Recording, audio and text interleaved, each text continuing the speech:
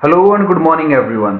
मेरा नाम है अजय जागलान। इजी इकोनॉमिक्स में आप सभी का एक बार फिर से स्वागत करता हूं। तो बच्चों, आज स्टार्ट करते हैं हम लोग अपना नेक्स्ट टॉपिक, जिसका नाम है हमारे पास कि डिमांड कर्व की स्लोप डाउनवर्ड क्यों होती है। ठीक है, आप सभी पहले टॉपिक में जान चुके होंगे कि जो price of commodity and demand of commodity है, उन दोनों के बीच में रिलेशनशिप कैसा होता है। वो होता है बच्चे इनवर्स रिलेशनशिप। ठीक है, नेगेटिव रिलेशनशिप। ठीक है, मतलब वहां पर अगर एक चीज इंक्रीज करेगी तो दूसरी चीज क्या करेगी, डिक्रीज करेगी। अगर प्राइस इंक्रीज करते हैं तो डिमांड डिक्रीज करती है, अगर प्राइस डिक्रीज करते हैं तो डिमांड इंक्रीज करती है। तो दोनों के बीच में रिलेशनशिप कैसा, इनवर्स रिलेशनशिप है, नेगेटिव रिलेशनशिप है। यही पॉइंट यहां पर कारण बनता है कि स्लोप कैसी रहती है बच्चे, डाउनवर्ड रहती है। ठीक है, कुछ पॉइंट है यहां पर। सबसे पहला हमारे पास इनकम इफेक्ट। इनकम इफेक्ट मतलब कहता है कि भाई जब किसी भी, देखो, when price of commodity falls consumer real income rises that he can now purchase more of the commodity with the same income. कहता है अगर इनकम राइज करती है, इनकम बढ़ती है किसी की, तो वो ज्यादा खरीद सकता है जो पहले खरीदता था ना। वो अगर इनकम इंक्रीज होती तो ज्यादा डिमांड कर लेगा, इनकम कम होगी तो डिमांड कम कर लेगा। सेकंड पॉइंट में कहता है वो सब्स्टिट्यूशन इफेक्ट। कहता है when price of a commodity falls its become cheaper than its substitute goods. कहता है अगर कोई कंपटीशन में कोई गुड्स है उसके पास, अगर उसके प्राइस कम हो जाते हैं, ठीक है, अगर उसके प्राइस कम हो जाते हैं, जैसे हमारे पास आपको पता है एक हमाम का साबुन है, एक लाइबाई का साबुन है, दोनों क्या है, एक तरह से बच्चे सॉप ही है हमारे पास। ठीक है, अगर एक के प्राइस में कमी आती है तो ऑब्वियस सी बात है, अगर एक के प्राइस में कमी आती है तो दूसरे के जो डिमांड होगी उसमें भी कमी आ जाएगी, क्योंकि उसके प्राइस कम होने के कारण उसकी डिमांड बढ़ चुकी है। ठीक है, सब्स्टिट्यूशन इफेक्ट काम करेगा यहाँ पे। तीसरा पॉइंट आता है बच्चे law of diminishing marginal utility. ये तो आप सभी को पता है कि जितनी ज्यादा वस्तुएं हम लोग कंज्यूम करते जाएंगे, जितनी ज्यादा कंजम्पशन करेंगे, उतनी ही हमारी एमयू क्या होती जाएगी, नेगेटिव होती जाएगी। हर सक्सेसिव यूनिट पे वो कम होती चली जाएगी। ठीक है बच्चे, ये कुछ हमारे पास तीन बेसिक से पॉइंट थे। नेक्स्ट पॉइंट में वो कहता है हमारे पास कि भाई चेंज इन कंज्यूमर नंबर।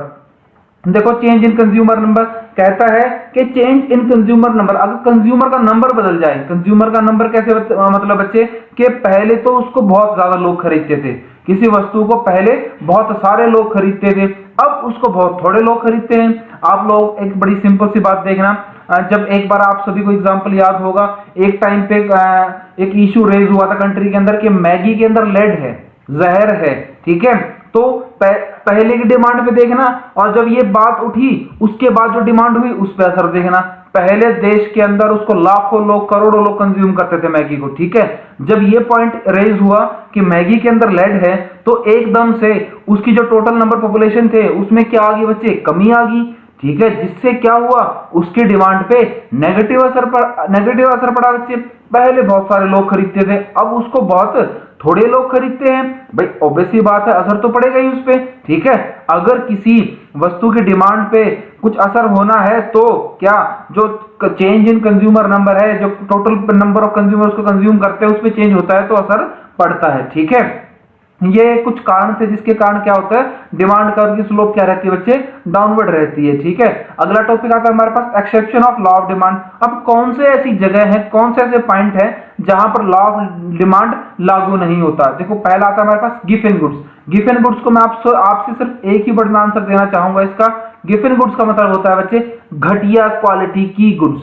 ठीक है, घटिया क्वालिटी गुड्स। कहते हैं given goods are cheaper varieties of inferior goods.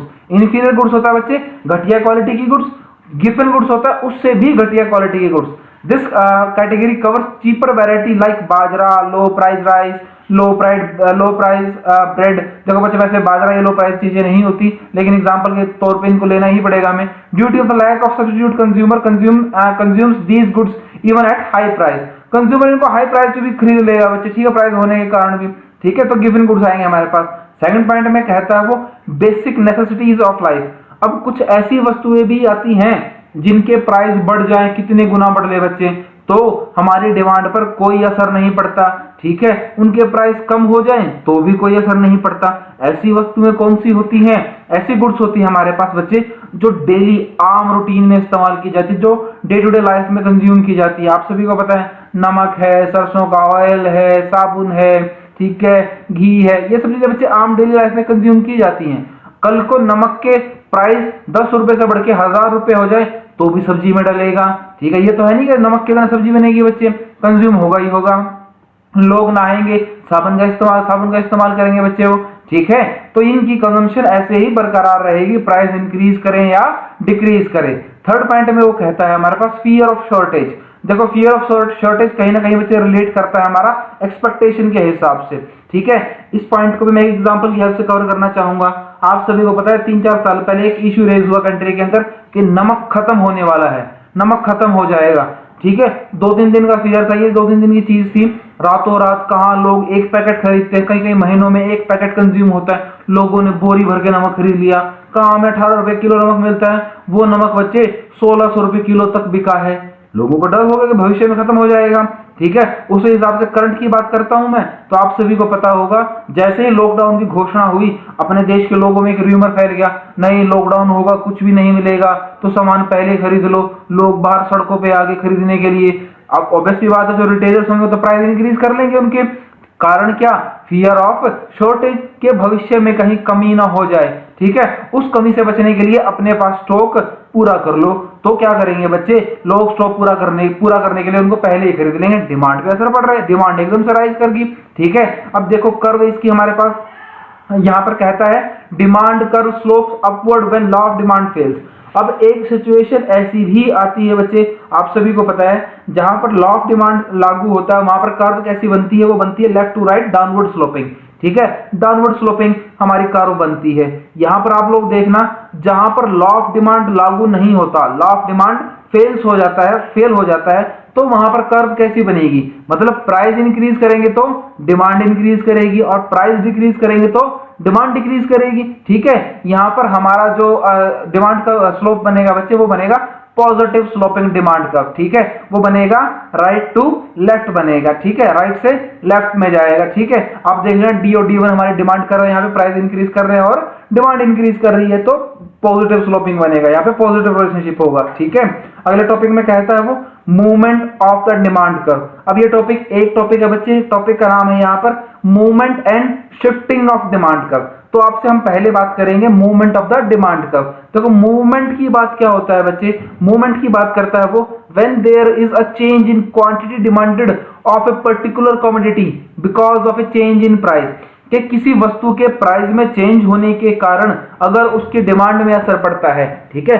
बात कर रहा है सिर्फ प्राइस में चेंज होने के कारण, अगर प्राइस में कुछ चेंज हो रहा है और अदर थिंग्स क्या है यहाँ पर कांस्टेंट है। वो अदर थिंग्स कौन सी हैं बच्चे, ये कंज्यूमर की इनकम है, प्राइस ऑफ रिलेटेड गुड्स है, टेस्ट प्रेफरेंस है, एक्सपेक्टेशन है, ये सब चीजें क्या रहेंगी, कांस्टेंट रहेंगी, ठीक है। और प्राइस में चेंज होने के कारण क्वांटिटी डिमांडेड पे असर पड़े, वो घटे या बढ़े, ठीक है। नेक्स्ट पॉइंट में कहता है the important aspect to remember is that other factors like the consumer income, taste along with the price of the goods are etcetera are remain constant, ठीक है।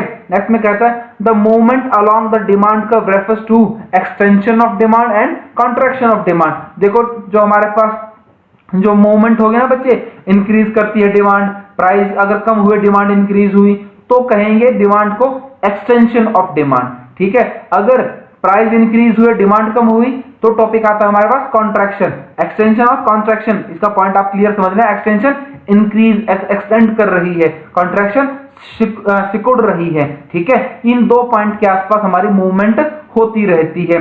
कौन से दो पॉइंट हमारे पास, पहला है एक्सटेंशन ऑफ डिमांड और दूसरा है हमारे पास क्या, कॉन्ट्रैक्शन ऑफ डिमांड, ठीक है। इन्हीं पॉइंट के आसपास हमारी जो मूवमेंट है वो होती रहती है, ठीक है। याद रखना बच्चे, मूवमेंट क्या होती है, एक ही कर्व के ऊपर या नीचे, कर्व एक ही रहेगी, उसी पे कभी ऊपर होगी कभी नीचे होगी, उसको हम लोग क्या कहते हैं, extension of demand and contraction of demand. आपको एक शेड्यूल और एक डायग्राम के हिसाब से क्लियर करता हूं। देखो एक्सटेंशन ऑफ डिमांड क्या कहता है, when quantity demanded increases in response to fall in on price of the commodity। अगर commodity के on price कम हो जाते हैं, उसके कारण क्या होगा कि भाई किसी commodity के on price कम हुए तो डिमांड पे असर पड़ गया, ठीक है। तो असर पड़ने के कारण देखो शेड्यूल देखना, अगर प्राइस देखो प्राइस हमारे पास है 20 रुपीज पर डिमांड कितनी, हमारी डिमांड है 100 रुपीज की, ठीक है। प्राइस फॉल हो गए, कितने हो गए, प्राइस गिर के 20 से आगे 15 पे, डिमांड हमारी प्राइस डिक्रीज हुए तो डिमांड भी इंक्रीज कर जाएगी, डिमांड इंक्रीज करेगी 100 से 150 पे। आप यहाँ पर हमारा जो डिमांड कर्व है वो देखना, कर्व देखना यहाँ पे ठीक है भाई।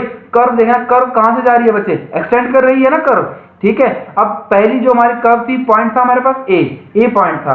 अब पॉइंट ए कर्व हमारी एक्सटेंड करके कहां चली गई, कर्व एक्सटेंड करके चली गई हमारी पॉइंट बी की तरफ शिफ्ट कर गई, मतलब डिमांड हमारी एक्सटेंड कर गई ना। पॉइंट पहले था ए, अब बन रहा है हमारा बी, उसी कर्व पे, कर्व वही है, ए पॉइंट से शिफ्ट करके, ए पॉइंट से मूव होके कहां आ गया, पॉइंट हमारा बी पे आ गया। तो यहां पर हम लोग इसको कहेंगे एक्सटेंशन ऑफ डिमांड। कर्व वही है बच्चे, कर्व की लाइन वही है, उसी पे कभी नीचे आ जाएगी कभी ऊपर आ जाएगी। अब देखना आप contraction of demand. Contraction of demand में कहता है when quantity demanded decrease in response to a rise in on price of the commodity। अगर जब किसी कमोडिटी के प्राइस राइज करने के कारण उसकी डिमांड डिक्रीज हो जाए, ठीक है।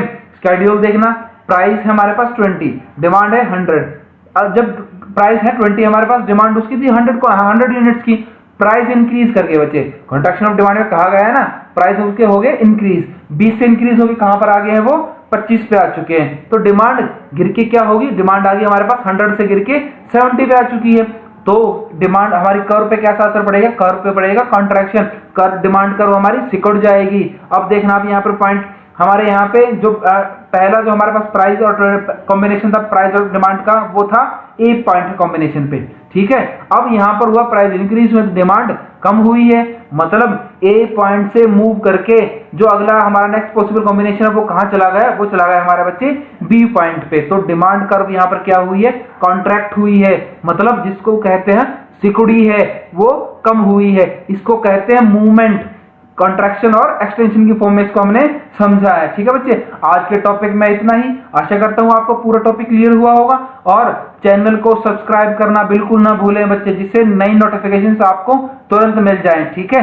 Thanks for listening, have a great day.